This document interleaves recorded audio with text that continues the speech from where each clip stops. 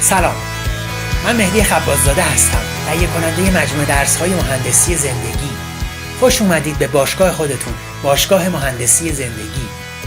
خوشحالم که در خدمت شما هستم.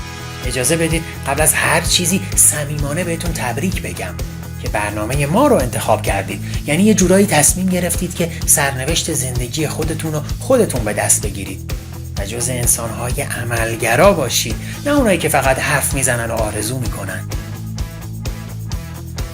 ما رو انتخاب کردید از بین هزاران هزار افرادی که اوقات ارزشمندشون رو پای برنامه‌های تلویزیون و کانال‌های ماهواره‌ای و پای مجازی صرف سرگرم شدن میکنن. یعنی گرم کردن سر و ذهن خودشون برای غفلت و فراموشی از زندگی و رشد و توجه به درون. افتخار همراهی با برنامه ما رو دادید. از بین برنامه‌های مختلف و اخبار سوخته و تبلیغات جهت‌دار رسانه‌هایی با عده‌ای گرداننده معلوم الحال که فقط به فکر پر کردن جیب خودشون به هر قیمت، به قیمت درگیر کردن ذهن شما و رو بودن خواب راحت از شما هستند. و در آخر تبریک میگم که این برنامه رو ترجیح دادید به صحبت‌ها و دور همی‌های بی حاصل و جوک‌ها و طنزهای بی فایده‌ای که امروزه متاسفانه مرسوم شده.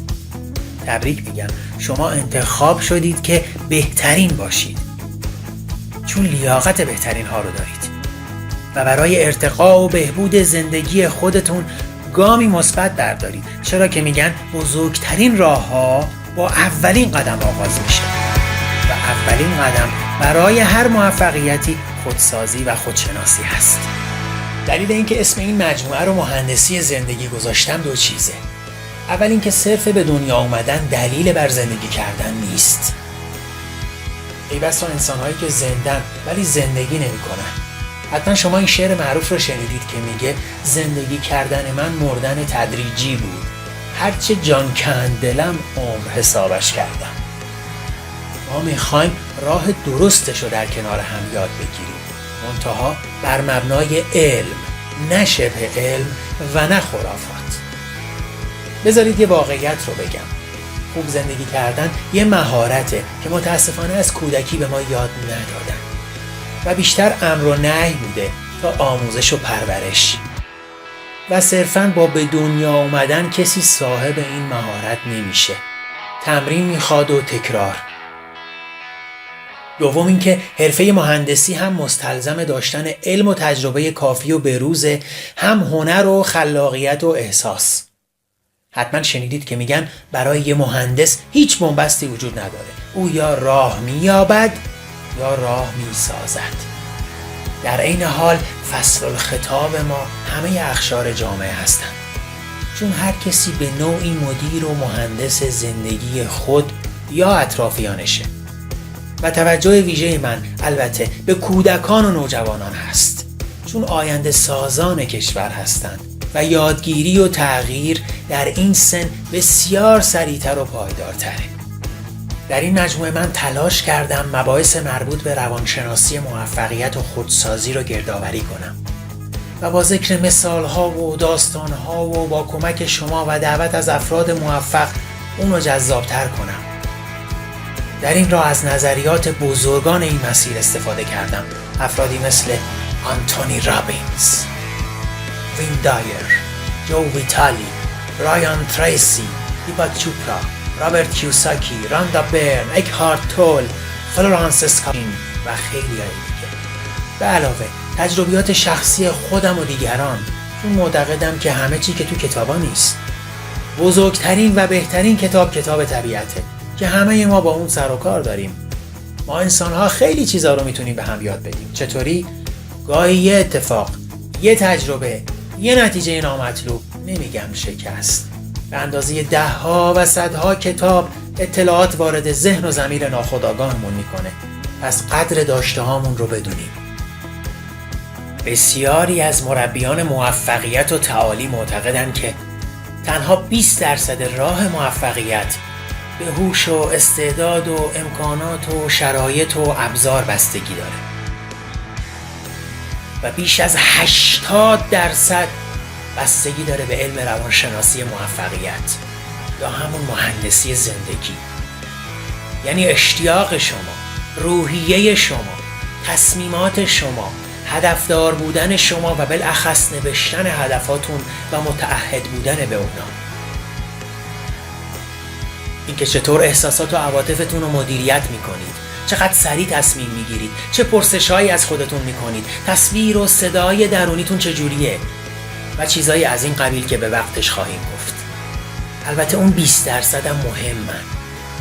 اما حتما شما هم مثل من بارها دیدید و شنیدید که افرادی علیرغم داشتن شرایط و امکانات مالی، خانواده خوب، کلاس و درس و معلم خوب، هوش و استعداد و گاهی شهرت و ثروت، لااقل اون چیزی که از بیرون به نظر میاد موفق نبودن. از نظر اخلاقی سقوط کردن. به اعتیاد، الکل، پرخوری، روزمرگی یا بهتر بگم روزمرگی، اختلالات شخصیتی و غیره دچار شدن. اما من برخلاف خیلیا به اینا نمیگم بیمار. انگو برچسب زدن کار خوبی نیست. وقتی خونت شیشه‌ایه سنگ پرتاب نکن. فقط میگم یه اختلال در روحیه، ناهوشیاری که اونم به راحتی قابل حله اگه مهارتشو بدونیم.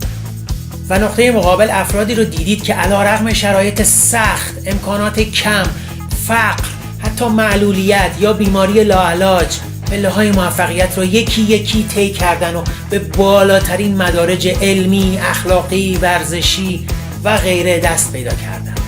چرا؟ چند تا نمونه بخوام نام ببرم: در زمینه مالی راکفلر، بیل گیتس، ورزشی پله، محمد علی کلی، سیاسی نلسون ماندلا، مهاتما گاندی، هنر و سینما استیون اسپیلبرگ، استالونه، علم و تکنولوژی استیون هاوکینگ، استیو جابز، اینشتین. بعضی از اینا حتی از دانشگاه و مدرسه اخراج شدن یا ترک تحصیل کردن به جرم کودن بودن. ونسان ونگوگ اواخر عمر تیمارستان بستری شد. اون زمان که ساختار مارپیچ ستاره ها کشف نشده بود، ستاره ها رو مارپیچ میکشید. گاهی دیوانگی بعضی ها شکلی بالاتر از عقل سلیمه که قابل درک توسط خیلی ها نیست. و برعکس افرادی چون الویس پرسلی یا مایکل جکسون که در اوج صعود کردن، حالان که به نظر من قبلا وارد پلکان سقوط شده بودن و خودشون خبر نداشتن. واقعا تفاوت در چیه؟ تا گاهی دو برادر در شرایط مساوی، خانواده و محیط و امکانات مساوی، نتایج متفاوت و گاه معکوس میگیرن. چرا؟ پاسخ اینجاست: بیماری نیاگارا. چی؟ بیماری نیاگارا؟ بیماری نیاگارا دیگه چیه؟ حتما میپرسید. چیز خاصی نیست، فقط یه اصطلاحه.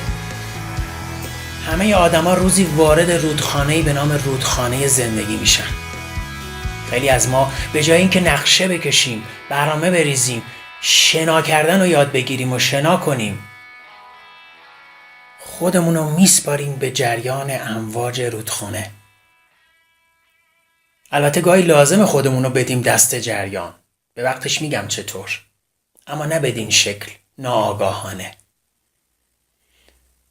خیلی‌ها تو این رودخونه فقط به عقب نگاه میکنن و صخره‌ها و مشکلات و بدبختی‌ها رو میشمارن، حفظ میکنن و حتی افتخار میکنن بهش.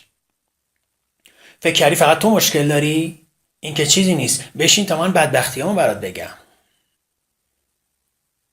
خیلی هم فقط نگران آیندن که رودخونه کجا میره، نکنه تو پیچ بد گرفتار طوفان بشه.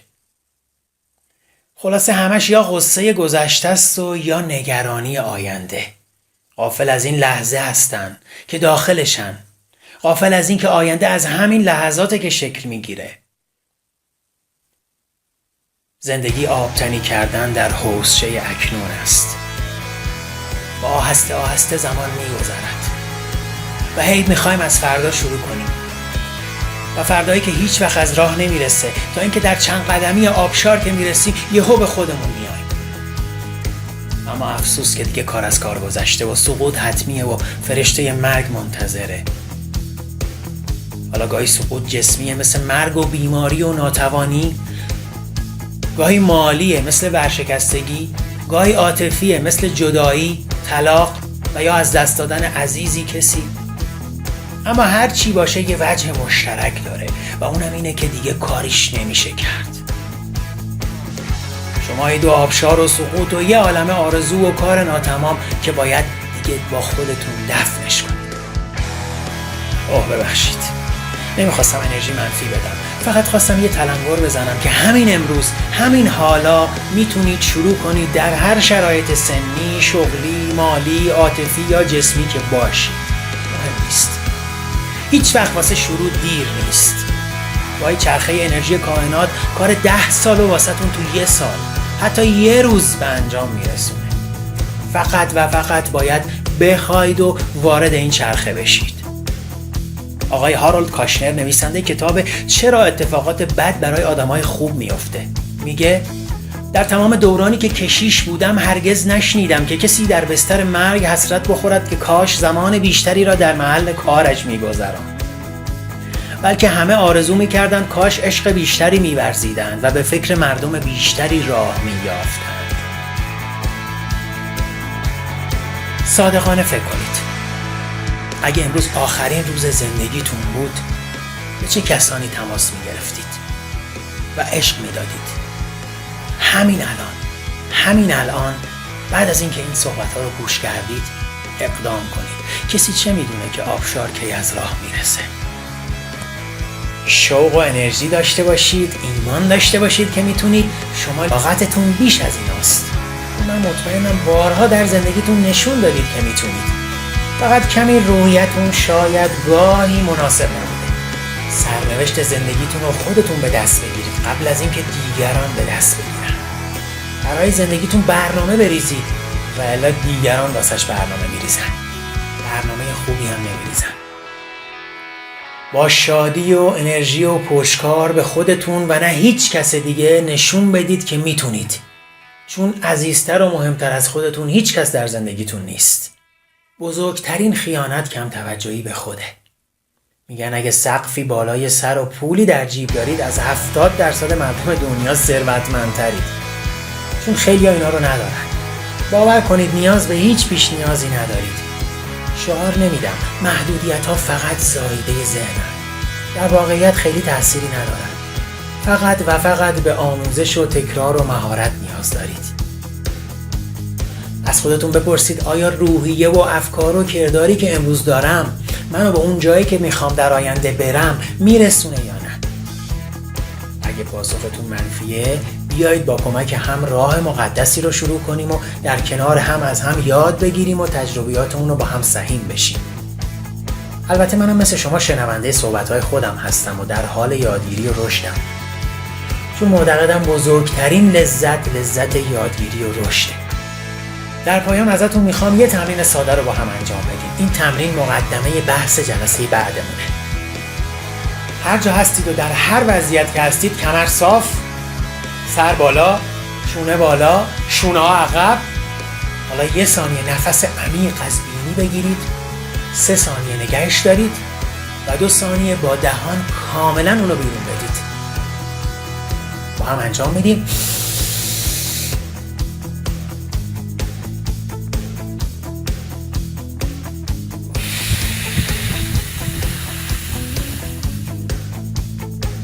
حداقل 5 بار این کار رو انجام بدید و همزمان که دارید انجام میدید اوقاتی رو در زندگی تجسم کنید که کاری رو با موفقیت انجام دادید. نگید نیست، حتما هست. دیگران رو شگفت زده کردید، حس خوبی داشتید، تشویق شدید، موفقیت مالی داشتید، تو کنکور قبول شدید، بچه اولتون به دنیا اومده، جایزه گرفتید، اصلا همینجوری الکی حالتون خوش بوده، کپکتون خروس میخونده به اصطلاح. تصویرها رو پرنور ببینید، صداها رو واضح بشنوید، محیط رو در ذهنتون لمس کنید و اون خاطره رو بازسازی کنید با تمام حواستون. یه بار دیگه نفس عمیق، سر بالا، شونه عقب.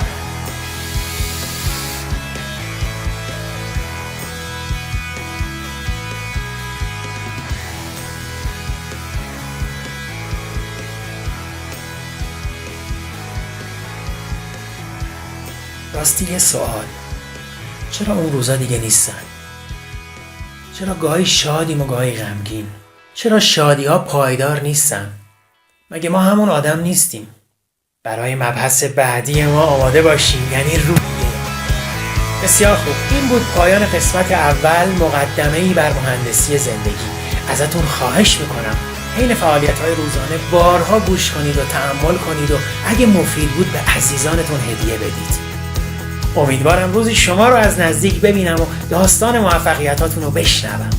شاد و جاری و در لحظه باشید تا سلامی دیگر.